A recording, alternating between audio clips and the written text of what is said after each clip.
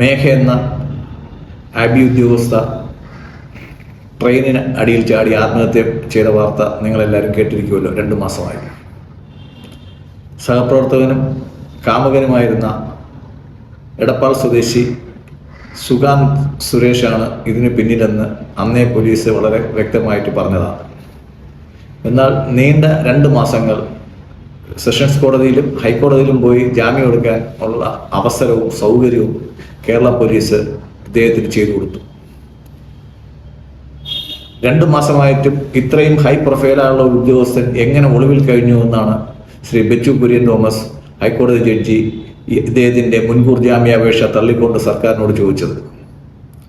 സർക്കാരിൻ്റെയും പോലീസിൻ്റെയും പങ്ക് വളരെ വ്യക്തമാക്കിയുള്ള കോടതി ഉത്തരവാണ് അദ്ദേഹത്തെ സുഗാന്തിനെ ഇപ്പോൾ സറണ്ടർ ചെയ്യാൻ പ്രേരിപ്പിച്ചത്. ഇത്രയും ശക്തമായ ഒരു ഉത്തരവും കൊണ്ട് സുപ്രീം കോടതി ചെന്ന് കഴിഞ്ഞാൽ യാതൊരു വിധത്തിലും മുൻകൂർ ജാമ്യം കിട്ടില്ല എന്ന് നിയമോപദേശം കിട്ടിയതിൻ്റെ പേരിൽ അദ്ദേഹം ഇന്ന് പോലീസിൻ്റെ കീഴടങ്ങി അദ്ദേഹത്തെ വൈദ്യപരിശോധനയ്ക്കായിട്ട് കൊണ്ടുപോകുന്നുണ്ട്.